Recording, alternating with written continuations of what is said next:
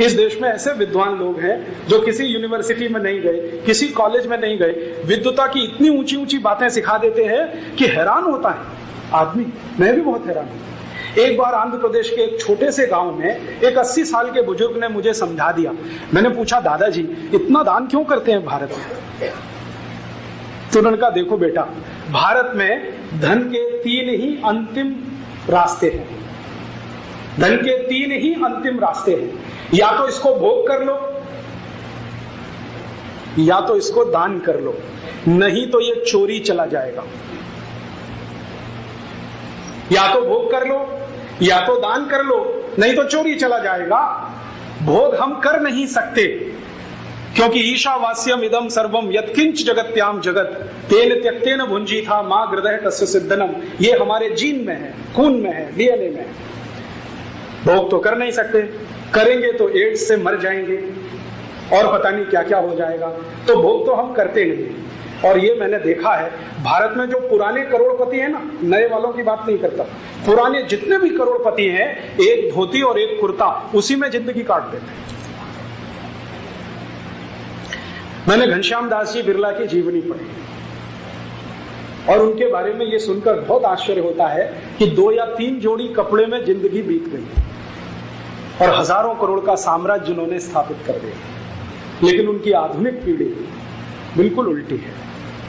शायद वो 1 घंटे तो इसमें लगाती है कि कौन सी शर्ट के साथ कौन सा पैंट पहने, क्योंकि घर में इतनी शर्ट और इतनी पैंट है कि कॉम्बिनेशन बनाने में घंटों लग जाते हैं।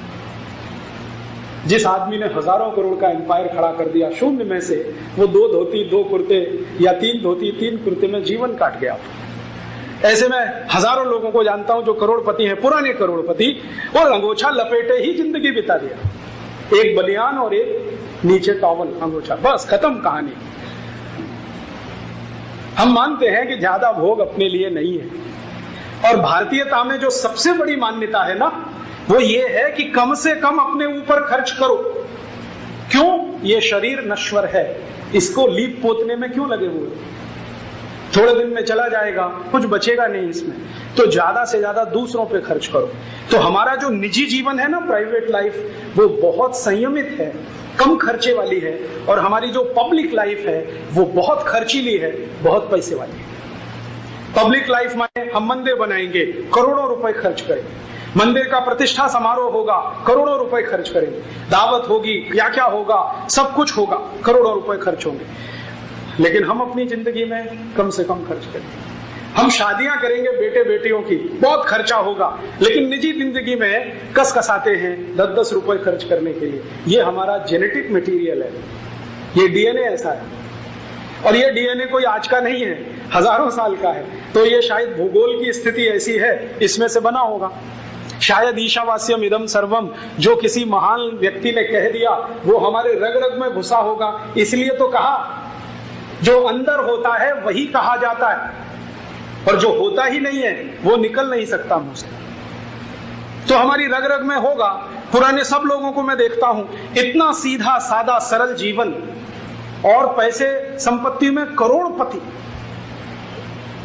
तो हमारे यहां वेल्थ के बारे में इतनी निश्चिंतता है कि इसको दान करो बहुत बढ़ेगा, नहीं करोगे तो चोरी जाएगा, चोरी जाएगा तो अफसोस करोगे। और वो हमें दिखाई देता है आज के जमाने में जो कंजूस लोग पैदा हो गए अमेरिका और यूरोप से प्रभावित होकर। ये जो कंजूस है ना, ये भारत के नहीं है, ये सब अमेरिकी हैं, यूरोपियन। हाँ, मैं मानता ही नहीं कि जो कंजूस है वो भारतीय है।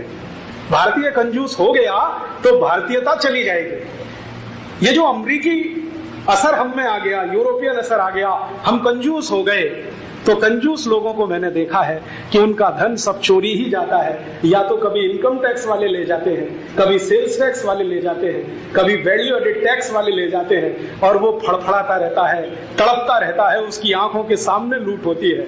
मैं उसको कहता हूं, भाई अगर तुमने दान कर लिया होता तो संतोष को होता। यहां तो चोर उचक्के बेईमान लुच्चे लफंगे जो अधिकारी ले गए तुम्हारा सब, अब कसकते रहो। तो भारतीय तो कंजूस हो नहीं सकता। क्यों नहीं हो सकता? क्योंकि भारतीय प्रकृति कंजूस नहीं है। हम कैसे हो जाएंगे? हमने सुना है यथा पिंडे तथा ब्रह्मांडे, और यथा ब्रह्मांडे तथा पिंडे, जो पिंड में है वो ब्रह्मांड में है, जो ब्रह्मांड में है वो पिंड में है। तो हमारा ब्रह्मांड तो इतना रिच है, इतना धनी है, संपत्तिवान है, हम कंजूस कैसे हो सकते हैं? कितना धनी है हमारा ब्रह्मांड। हम एक बीज डालते हैं, उसमें से 100 बीज निकल आते हैं।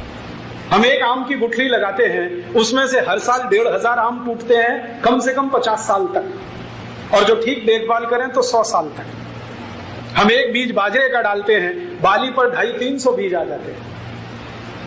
प्रकृति ने हमको इतना दिया है, ब्रह्मांड में इतना कुछ मिला है, तो हम कंजूस हो नहीं सकते। जैसी प्रकृति वैसे हम। तो ये कंजूसी होना भारत का गुण नहीं है, ये यूरोप से आया है। क्यों? वहां वेल्थ का कुछ पक्का नहीं है। और आप कभी भी यूरोप और अमेरिका में जाए ना, अमेरिका में आपको ये विशेष दिखाई देता है, किसी भी अमेरिकन आदमी से बात करिए, और अब तो जो हिंदुस्तानी अमेरिका में रहते हैं उनसे भी बात करिए, हर समय दिमाग में एक ही घनचक्कर घूमता रहता है, बैंक बैलेंस। हर समय एक ही कैलकुलेशन, बैंक बैलेंस। आप किसी भी अमेरिकन से 5 मिनट बात कर लीजिए, 5 मिनट में 2 बार पूछ लेगा आपका बैंक बैलेंस कितना है। और किसी अमेरिकन लड़की से बात कर रहे हैं तो 5 मिनट में 5 बार पूछ लेगी आपका बैंक बैलेंस कितना है। सारी कैलकुलेशन बैंक बैलेंस की। समाज की इज्जत बैंक बैलेंस से, समाज की प्रतिष्ठा बैंक बैलेंस से, समाज का सब कुछ बैंक बैलेंस से। मैं बार बार सोचता हूं कि इनके मन में इतनी चिंता क्यों है पैसे को लेकर? क्योंकि निश्चिंतता नहीं है, मालूम नहीं है कि ये संपत्ति आज है तो कल भी रहेगी। हम हिंदुस्तानी इतने आश्वस्त हैं कि आज भी है कल भी रहेगी, जो दान करने की परंपरा अपनाते रहे तो।